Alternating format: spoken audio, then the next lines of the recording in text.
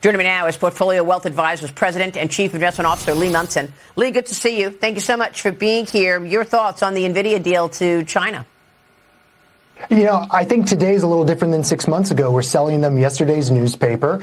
We'll see if the Chinese are actually going to be buying these chips and if President Xi's going to allow that. But at the end of the day, they're catching up. We still have a lead. We're still using the Blackwell. We're still going to be going on to a new chipset going into, the next year or so. So I don't really see what the problem is right now. There's a concern that this is going to cause companies like DeepSeek to better compete with us. We still have the best AI in this country, and I think it's going to keep, Nvidia producing chips in mass, and I think it's going to help keep jobs here in America and also keep Taiwan strong. So I don't really see what the issue is. I understand 6 months ago that was a more powerful chip. This is still a watered-down chip compared to what we use. I don't see it as an issue. What I do see is that we don't have to worry as much about rare earth supply chains, and this is a great way to get China to have normal relations with us and sort of a state of homeostasis. And I think that's more important, and I think that's what we're not talking about enough,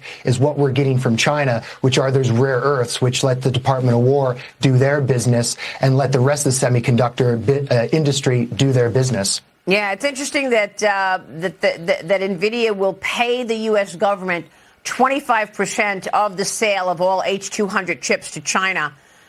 This is an interesting element of this licensing agreement, but I think also what's meaningful is the fact that the U.S. says that the president said that the chips will be available to quote-unquote approved buyers in China.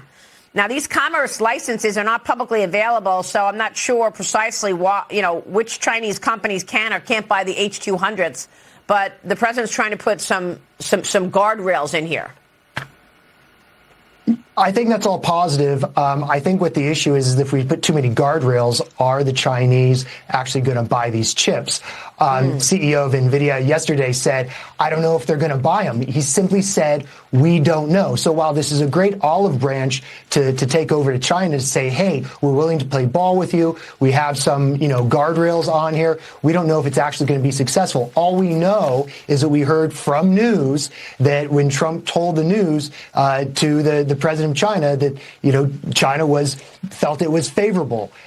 Whether it's going to work in reality, whether they're actually going to buy these chips, whether the Chinese government is going to allow their companies to buy this chip remains unknown. But one thing to do, it is, for me, a big signal that we're trying to normalize relations and trade relations with China. And I think that that's so important. The other big stock story this morning, Paramount escalating this Hollywood bidding war. Paramount is launching a $30 a share hostile bid for Warner Brothers. This, of course, is above the Netflix offer, which is $27.75 a share. Paramount argues that shareholders deserve a vote. So they're taking this right to shareholders. This new offer values Warner Brothers at more than $108 billion, including debt. Both sides facing antitrust scrutiny, though. President Trump warned the other day that Netflix and Warner Brothers could be a problem because they could be the dominant streaming company. Your thoughts? They would be the dominant streaming company. I think it's amazing that Paramount is doing this. I was actually looking to get long this week because they're bringing UFC to Paramount in January. I think that's going to make the stock go up. But the idea that a company of this size, under 20 billion market cap, is going to do a $100 billion deal. It's like a minnow, basically taking over a whale. I'm not sure Paramount's really going to be able to do this. I'm also unsure if they're really legit in wanting to do this deal versus just getting their nose in there. But hey, it's $30 a share. If I was a shareholder, I want an extra couple dollars a share. I want to see how this tender offer works. I want to see how institutions vote on this. I think this is just a straight out made for TV movie. It's exciting to see. And I'd rather see Paramount, match up with Warner Brothers. They have that legacy assets that they understand better. I think that they could make hay with it. And I think Paramount could really use this acquisition so they could be a player versus just sort of a second, third string with not enough really to be a major streamer. So I think it all makes sense. I think this is some of the most exciting news we've seen on Wall Street in a little while.